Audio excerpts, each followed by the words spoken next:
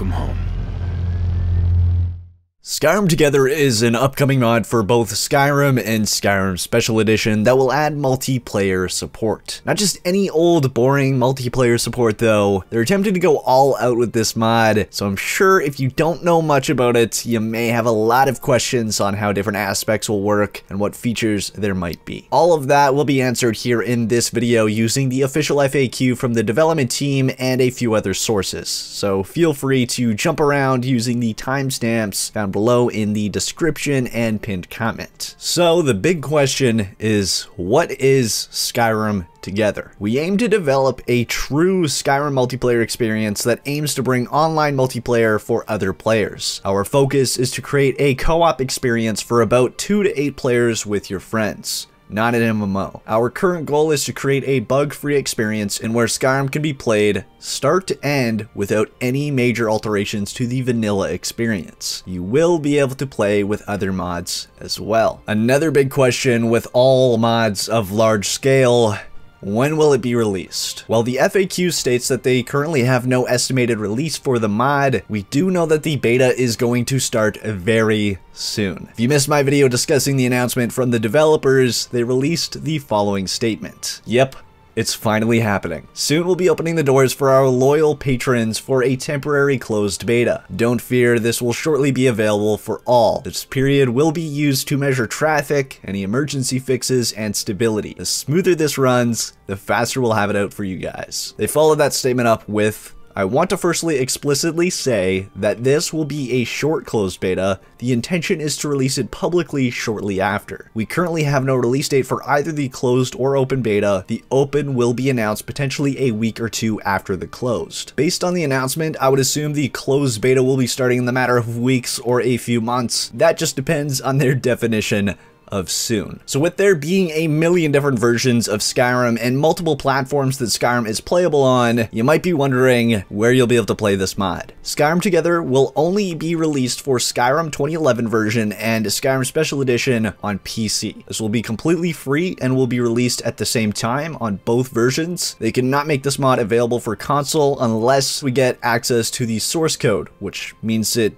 almost certainly will not be happening. It doesn't matter whether or not you have the DLCs for Skyrim, all that matters is that you're on the latest version of the game. We personally recommend the Skyrim Special Edition due to their increased stability with their x64 support. All of our development and tests are done using Skyrim Special Edition. As for crossplay between the 2 versions on PC, here's what they had to say. We think crossplay between Skyrim and Skyrim Special Edition is possible. We haven't thoroughly tested it before, but it has been shown that it's definitely possible. Now, what about VR compatibility? Seeing as Skyrim VR is the latest craze in the re-releases of Skyrim. Right now, we do not support Skyrim VR. We will be having a look into it eventually, but no promises that we will actually get it working. We will have to solve new challenges such as player movement synchronization and acquiring testing equipment. If we manage to get this working, we will definitely be looking into crossplay between Skyrim SE and Oldrim. I doubt we can get any 3D movement in though, as the character you're playing also doesn't do this in-game, as you only see your weapons and hands. Likely one of the biggest questions you'll have, seeing as Skyrim is for sure the top modded game of all time, is there mod support? Skyrim Together will work great with mods created with the creation kit, such as Beyond Skyrim Bruma. We expect that the Skyblivion mod will work just as well as Beyond Skyrim Bruma. Mods created with SKSE may have trouble with synchronizations, as it may contain functionality that is unknown to the vanilla game itself, and we synchronize load orders for you. If a player has a mod that another player doesn't, then the mod content just won't show up on the player's screen. For example, if player 1 is wearing armor from an armor mod and player 2 doesn't have said mod, then player 2 will just see player 1 naked on his screen. This is to prevent crashes from happening. We plan on making an API post initial release which will allow SKSE mod creators to synchronize their variables, functions, and events. This will allow those mod creators to make their mod compatible with Skyrim Together. Will Xmod work with Skyrim Together? If it's created with the creation kit, the chances are high. If it's created with SKSE, then it depends whether or not it is using native functionality or not. This all depends per mod. Another question you might have is, how can you play with others and friends? Will there be official servers, or can you play through LAN play? How is this mod going to work, and how are they going to run it? During alpha and beta testing, we'll be hosting the servers ourselves. This is to collect crucial data such as logs, warnings, errors, crash reports, and analytics, which we can use to further improve this mod. LAN play will probably be supported after the beta. We will be hosting the servers on multiple locations over the majority of the world, yes, including you, Australia. You will be able to join your friends using an in-game UI to simply either spawn a server or join a friend. All you need is an account on the Skyrim Together website, which can keep track over potential Patreon rewards. We do not have a server limit, so you will be able to play at any time. Every server will technically support up to 64 players at the same time, though we recommend playing with smaller parties of 2 to 8 people, as that is what we tested it on. I would like to note though, they have a hard cap during the betas. Here's what they had to say about how many players can be in each session on the beta announcement. We are currently hard capping each session to 8 players. This has potential to be increased and will be investigated in the future. And before you ask, no. The development team has no current plans to develop multiplayer for other games such as Fallout 4. They just want to focus on Skyrim and get this released first. Now here is where the fun begins. We're going to go through each and every one of the gameplay functions, features, and what will be synchronized between players in Skyrim Together. Starting with characters. Before you are able to connect or create a session, you will first have to complete the character creation. If you haven't made a character yet, you will be prompted to make one before connecting/starting a session. Mods like Alternate Start work like you would expect, where you finish up a character and are allowed to connect in the specific cell. You will be able to see other players in that cell if they also decide to connect in that area. Appearance. You will be able to see a player's race, gender, apparel, and weapons. We advise against SKSE character overhauls as we cannot synchronize those. Use it at your own risk. Movement interpolation will be taking place to make movement and animations look as smooth as possible. Custom races may work if both of you have the mod, depending on the implementation of said mod. Intense character editing, such as vertex editing, will not be synchronized, as that is functionality around the base game we cannot fetch using vanilla functionality. This might be possible in the future if the mod creators decide to implement our future API. Containers. Containers are fully synchronized. Chests, inventories, traders, and more will display the same list, which automatically updates whenever a change has been made. This includes looting and pickpocketing. Player versus player, or PvP. PvP will be fully supported and won't have a toggle to turn it off. As players are treated as NPCs, they can be fought as you normally would an NPC. This also means you won't be able to fast travel if the AI hates you. Every player character is marked as essential, which means they cannot truly die. This means that kill moves will not be played and that the Wabbajack will only cast damaging spells. Player versus environment, or PvE. NPCs can be toggled to be hosted by just a cell host, preventing any kind of duplication, or that everyone hosts their own random/spawned encounters on their screen. NPCs that are spawned in will have their leveling handled by Skyrim, meaning that high-level players will see high-level NPCs, and low-level players will see low-level NPCs. We recommend setting the difficulty to something higher than you're normally playing on, as PvE is now easier than before with multiple people. If you're looking for a bigger challenge, we recommend installing other combat-related mods. NPCs are enabled before being used, meaning that you can see both Ralof and Hadvar in Riverwood if the two players chose the other at the start in Helgen. World events and state. We synchronize events such as on-activation events when hitting E to interact. This allows you to solve puzzles, open and close doors, interact with levers, and more. Although doors with the 3 circles that require a claw doesn't seem to synchronize, as it has specific scripting attached that doesn't work with the on-activation events. You will have to solve these doors yourself. We recommend clearing a dungeon for the first time together, as we do not synchronize the initial state of a cell. Cell changing and fast travel. You are free to roam and fast travel to any cell you like. We don't limit players based on distance or area. Players in the same area or cell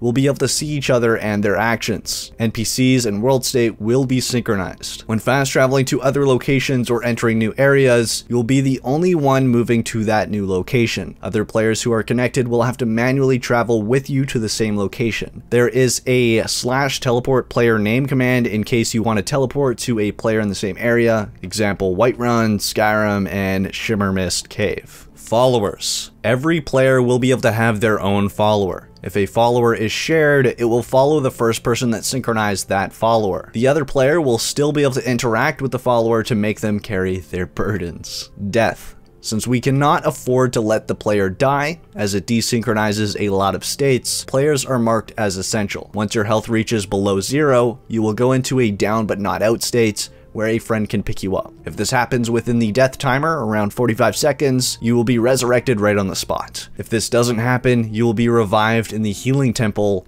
in Whiterun. In case you don't want to wait the full 45 seconds, you can type /respawn in chat, which will instantly revive you in Whiterun. No debuff will be granted, nor items will be lost. We plan having this death event in our future API, so you can implement a debuff yourself for others to use. Spells and shouts. Spells and shouts are fully synchronized. You can fuss road someone off a cliff or shoot icy spikes into someone. Spells that affect other players will probably work as PvP is enabled. This can be both healing and damaging ones. Sneaking and stealth. Sneaking is an option while playing with your friends. You will be detected if a player is standing and looking towards you. So that's the default behavior of any NPC. Experience and Dragon Souls. Experience and Dragon Souls are handed locally. This means that if you keep attacking, you'll level up locally. Experience is therefore not shared. If a dragon dies, everyone will get a soul. Everyone will be the Dragonborn, and we aren't going to change that. Slow time effects / slow motion. Slowing time effects only work locally. If you are hosting the NPCs, then the NPCs will be slowed as well. This means that other players can still move with regular speed as if nothing has happened. Pausing. Pausing is disabled in menus. If you want to drink a potion, do it fast. Factions and bounties. Both factions and bounties are synchronized. If your friend is a Stormcloak and you see an Imperial patrol on the way hosted by you, then the Imperials will actively chase down your Stormcloak friend. Locks and lockpicking. Locks are synchronized, meaning that you can break out of jail with your friends. Same goes for doors, chests, and more. If an NPC or player opens a door with a key, it will be open for everyone. Trading. There will be no direct trading window in the game. However, you can drop items into the world and in chests. This is fully synchronized. Pickpocketing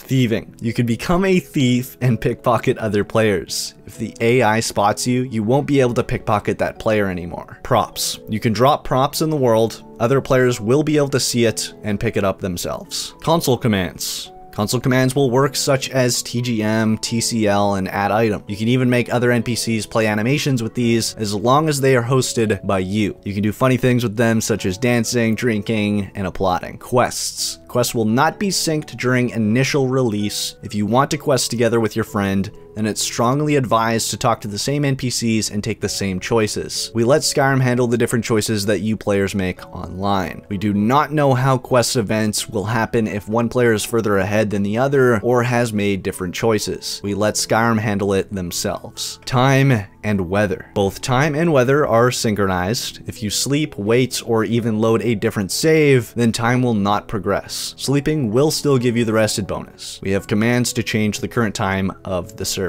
Saving and loading. It is possible to save while being online, though we highly recommend not to load into another save game while playing online. This can mess with the state of the world and player synchronization. We recommend you disconnect first before doing so. Houses / homes. Every player will be able to buy the same house. We do not think that the interior will be synchronized as it is handled locally. We do not aim to synchronize this either before initial release. Marriage. Marriage is untested. We do not think that it will be synchronized, though we do think that it is possible, or maybe just roleplay it. Transformations. You are able to become a werewolf and vampire in our mod. It's also fully synchronized. You can use the vampiric seduction spell on your friends, unless they are level 10 or higher, at which point they will resist the spell, though you cannot infect other players with vampirism. Dialogue. Dialogue will initially not be synchronized. We have plans to synchronize this after initial release. And that wraps up the FAQ for Skyrim Together. A lot of info, so I'm sure you skipped around using the timestamps, but I hope you've been left more informed about the mod than before clicking on this video. If you want to stay updated on the latest and greatest mods, especially those that are upcoming, you're already in the right place. Feel free to leave your thoughts on Skyrim Together down in the comments section below. Let me know what you want to see done with this mod. But that's it for this video. If you enjoyed, please smack that like button down below, subscribe to join the good fight if you haven't already, and ring the bell icon to stay updated on all of my future videos. It would be super greatly appreciated as always. And until next time,